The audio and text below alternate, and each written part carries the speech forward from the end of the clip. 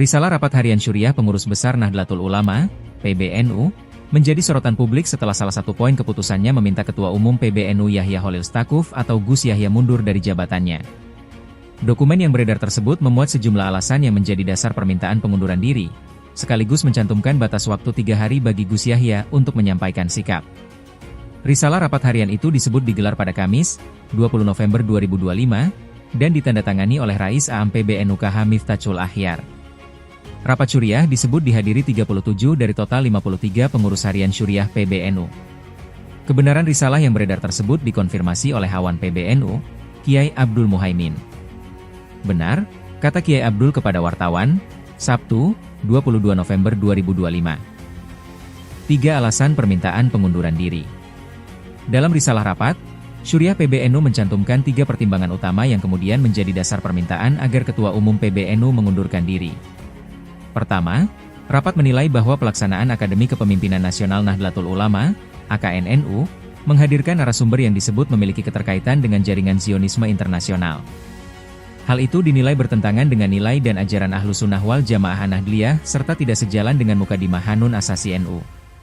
Kedua, penyelenggaraan AKNNU yang menghadirkan narasumber tersebut dinilai tidak tepat dilakukan di tengah situasi konflik global dan kecaman internasional terhadap Israel.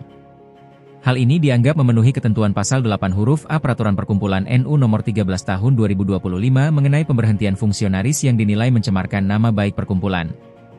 Ketiga, rapat menyinggung tata kelola keuangan di lingkungan PBNU yang disebut mengindikasikan adanya pelanggaran terhadap ketentuan syariat, peraturan perundang-undangan, hingga anggaran rumah tangga NU pasal 97-99. Syuriah menyebut kondisi tersebut berpotensi membahayakan keberlanjutan badan hukum perkumpulan NU. Berdasarkan pertimbangan itu, risalah rapat menyimpulkan bahwa Gus Yahya diminta mengundurkan diri dalam waktu 3 hari. Jika tidak, Syuriah memutuskan untuk memberhentikan yang bersangkutan dari jabatan Ketua Umum PBNU. Respons PBNU dalam surat edaran. Sehari setelah risalah menjadi perhatian publik, PBNU menerbitkan surat edaran bertanggal 25 November 2025, yang diteken oleh Wakil Rais Am PBNU KH Afifuddin Muhajir dan Katib PBNU Ahmad Tajul Mafahir.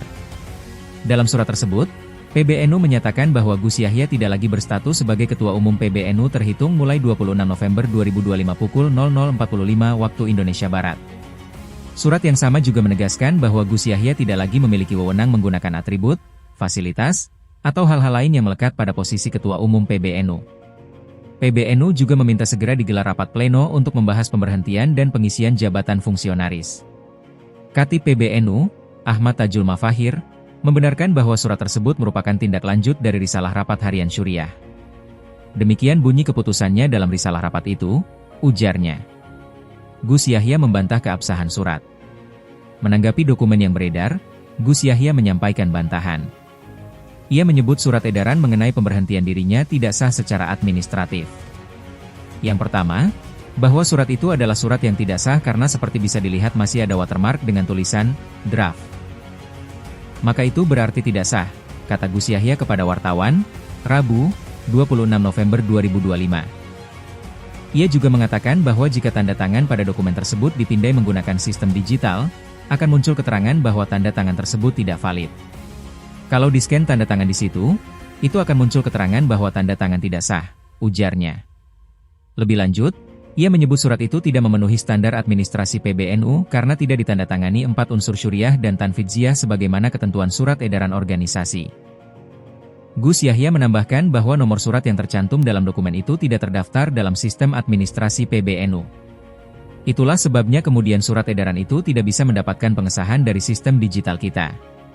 Apabila dicek di link bawah surat itu, akan diketahui bahwa nomor surat yang dicantumkan juga tidak dikenal, katanya. Dengan berbagai alasan tersebut, ia menegaskan bahwa surat tersebut tidak sah dan tidak mungkin digunakan sebagai dokumen resmi. Kisruh internal masih bergulir. Polemik ini menunjukkan dinamika internal yang cukup signifikan di tubuh PBNU. Di satu sisi, risalah rapat Syuriah telah dikonfirmasi oleh sejumlah pihak sebagai dokumen yang valid. Namun, di sisi lainnya, Gus Yahya menantang keabsahan surat edaran yang menyatakan dirinya tidak lagi menjabat sebagai Ketua Umum PBNU. Sejauh ini, PBNU belum mengeluarkan pernyataan lanjutan terkait langkah organisasi usai adanya bantahan dari Gus Yahya. Sementara itu, publik menunggu arah penyelesaian kisruh yang kini menjadi perhatian luas, terutama mengingat peran PBNU sebagai organisasi keagamaan terbesar di Indonesia. Perkembangan masih terus berlangsung, dan proses pengambilan keputusan di internal PBNU diperkirakan akan menjadi penentu arah kepemimpinan organisasi ke depan.